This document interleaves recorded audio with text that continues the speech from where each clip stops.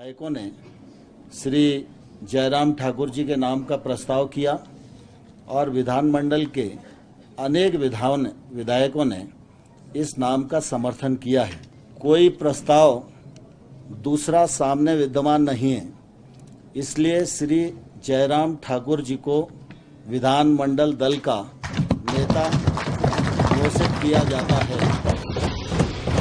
मुख्यमंत्री के लिए नाम का ऐलान होते ही जेपी नड्डा से लेकर शांता कुमार तक बीजेपी के सभी दिग्गज नेताओं ने जयराम ठाकुर का माला पहनाकर स्वागत किया।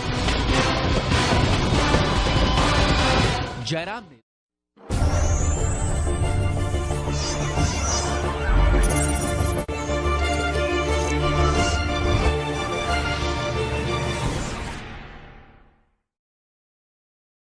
गरीब परिवार में मैंने जन्म लिया और 6 जनवरी 1965 को गांव तांदी है मंडी जिला में, तो वहां उस गांव में मैं एक गरीब परिवार में जन्म लिया और बहुत नज़दीकी से गरीबी देखी है, महसूस की है।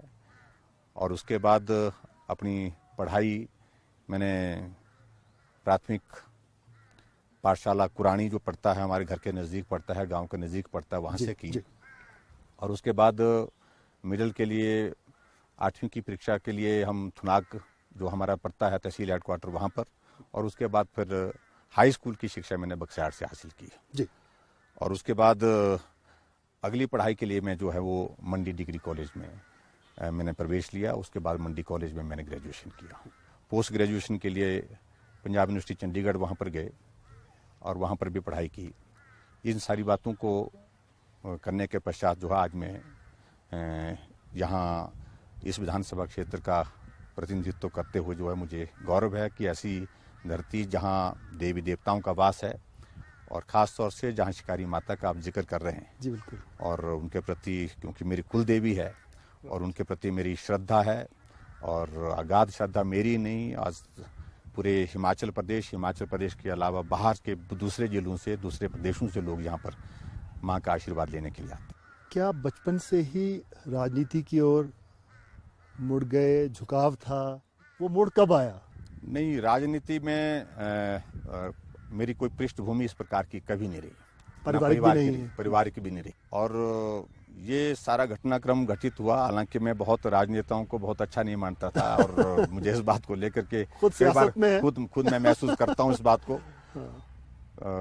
कभी किसी जमाने में हम जिन लोगों से घृणा करते थे, आज मैं भी उनमें से एक हूँ। मैं इस बात को स्वीकार करता हूँ। साफ गोई के लिए धन्यवाद। और उसकी वजह यह है कि जब हम छात्र जीवन में थे, कुछ करने की तमन्ना थी। जब कॉलेज में मैंने एडमिशन लिया, समाज के लिए करें, देश के लिए करें, करना, क्या बुराइयां हैं, कैसे दूर करें, करते थे छोटी छोटी चीजें जिसमें आनंद आता था। लेकिन उसके साथ साथ में मैं छात्र राजनीति में सक्रिय हुआ और हमारे संगठन के कुछ लोगों की नज़र हम पर थी कि ये कुछ कर सकते हैं, इनको आगे बढ़ाना चाहिए, मौका देना चाहिए। और उन्होंने उस सारी चीज़ के लिए प्रयत्न किए और वही एक कारण बना, मुझे लगता है कि भाई मुझे संगठन में जुड़ने का मौका मिला। और उसके बाद मैंने कॉलेज में संगठन में काम किया, बहुत लंबे समय तक मंडी कॉलेज में काम किया। जम्मू कश्मीर में भी मैं विद्यार्थी परिषद का 4 वर्ष तक पूर्णकालिक रहा। 4 वर्ष तक पूर्णकालिक रहने के साथ साथ में मैं वहाँ पर जो है वो राष्ट्रीय कार्य समिति का कई वर्षों तक सदस्य रहा। तो विद्यार्थी परिषद से बहुत कुछ सीखा। मोर्चा में भी आप रहे? जम्मू कश्मीर से जब मैं पूर्णकालिक जीवन से वापिस आया तो युवा मोर्चा का प्रदेश का सचिव रहा और उसके बाद फिर मुझे मंडल का अध्यक्ष, यानी कि जो बेसिक यूनिट है हमारा अपनी कॉन्स्टिट्यूंसी का, उसमें भी मुझे काम करने का, अध्यक्ष के नाते काम करने का मौका मिला 2 वर्ष तक। और उसके बाद फिर मैं 1998 में विधायक बना। विधायक बनने के बाद जब वहाँ पार्टी के सब नेताओं को लगा, हाँ जी, हाँ, उसके बाद किसी को बनने का मौका मिला नहीं। और आगे भी मुझे देवी देवताओं का आशीर्वाद, जनता के आशीर्वाद से मुझे पूरा उम्मीद है भी बहुत लंबे समय तक किसी को मौका मिलने वाला भी नहीं है। और उसके बाद मैं युवा मोर्चा का प्रदेश का अध्यक्ष बना। मंडल के अध्यक्ष के बाद युवा मोर्चा का प्रदेश का अध्यक्ष, और उसके बाद युवा मोर्चा के अध्यक्ष का दायित्व 2 वर्ष निभाने के बाद मुझे मंडी जिला का अध्यक्ष बनाया गया पार्टी का। जब मैं दूसरी बार विधायक बना तो मुझे प्रदेश का उपाध्यक्ष बना दिया गया। और उसके बाद प्रदेश का उपाध्यक्ष भी मैं 3 वर्ष रहा और 3 वर्ष उपाध्यक्ष रहने के बाद फिर पार्टी ने एक विचार किया, सब नेताओं के आशीर्वाद से, पार्टी के प्रदेश और केंद्रीय नेतृत्व के आशीर्वाद से मुझे पार्टी के अध्यक्ष के नाते भी दायित्व निभाने का मौका मिला और भाजपा की सरकार भी बनी। और मुझे इस बात को लेकर के इस बात की प्रसन्नता है मुझे कि आज तक के इतिहास में विशुद्ध भारतीय जनता पार्टी की सरकार तब बनी जब हमारे पार्टी के नेताओं का सहयोग से हमको पार्टी का अध्यक्ष बन करके काम करने का मौका मिला। श्रेय मुझे नहीं जाता, जनता को जाता, हमारे पार्टी के नेतृत्व को जाता है। लेकिन उसके बावजूद इस बात को मुझे स्वीकार करने में कोई गुरेज नहीं कि पार्टी के अध्यक्ष के दायित्व को निभाते हुए हिमाचल प्रदेश में भारतीय जनता पार्टी की विशुद्ध सरकार न गठबंधन चुनाव से पहले न गठबंधन चुनाव के बाद करने की नौबत आई और अपनी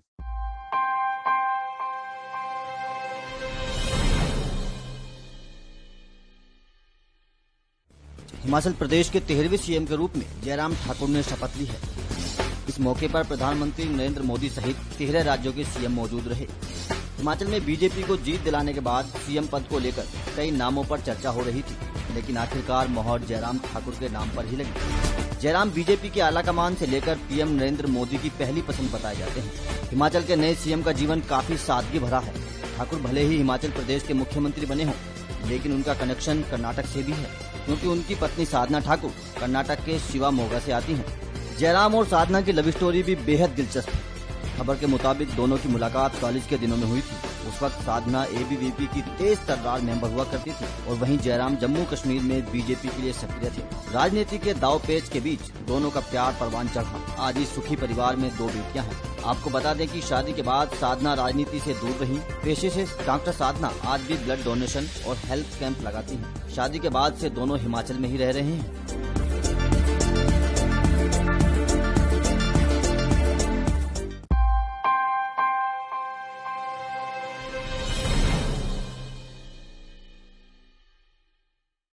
जो अभी तक हमको सूचना प्राप्त हुई है उसके मुताबिक ये है कि एक चाइनीज नेशनल जो है वो चार्ली करके वो दिल्ली में पकड़ा गया था और आईटी डिपार्टमेंट ने पकड़ा था और उसके लिंक्स जो है हिमाचल प्रदेश में भी पाए गए और हिमाचल प्रदेश में 2 लोग, एक सोनू वांगचुक और एक लेडी है जो चाइनीज नेशनल है लैन हू करके, इन 2 के साथ उनका संपर्क पाया गया और अभी तक उनको हिमाचल पुलिस ने यहां पर डिटेन किया है। आज की जो हमारे पास जो इनपुट है उसके मुताबिक आईबी के लोग भी उनसे पूछताछ कर रहे हैं। इसमें अभी तक यही पाया गया है कि इन दोनों का कनेक्शन जो है, जो चार्लीज बैंक करके जो जिसका नाम है, जो जिसने एसके ट्रेडर करके एक कंपनी है, तो उस कंपनी के माध्यम से ट्रांजैक्शन में इन लोगों को पैसा उसमें ट्रांसफर हुआ है और ये एस्टेब्लिश भी हुआ है उसमें। तो मोटे तौर पर उनका जो मकसद इसके पीछे जो बताया जा रहा है, अभी तक जो सूचना मिली है उसके मुताबिक यही है कि दलाई लामा जी की मूवमेंट को उनको कम्युनिकेट करना और सारी चीजों को लेकर के जिस प्रकार से जो उनका अपना ये था उस सारे विषय को लेकर के अपनी जो रिक्वायरमेंट थी जानकारी हासिल करने की, उसको वो पूरा करने में मदद कर रहे थे।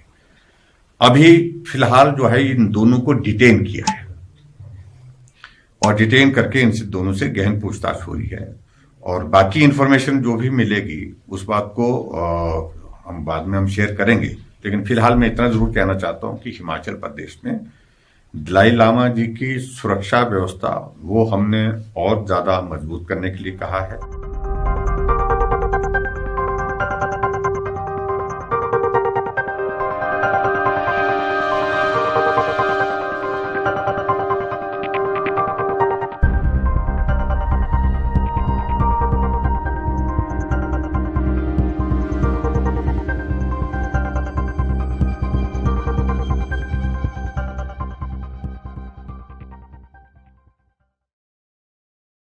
फिलहाल मैं इतना जरूर कहना चाहता हूं कि हिमाचल प्रदेश में दलाई लामा जी की सुरक्षा व्यवस्था वो हमने और ज्यादा मजबूत करने के लिए कहा है।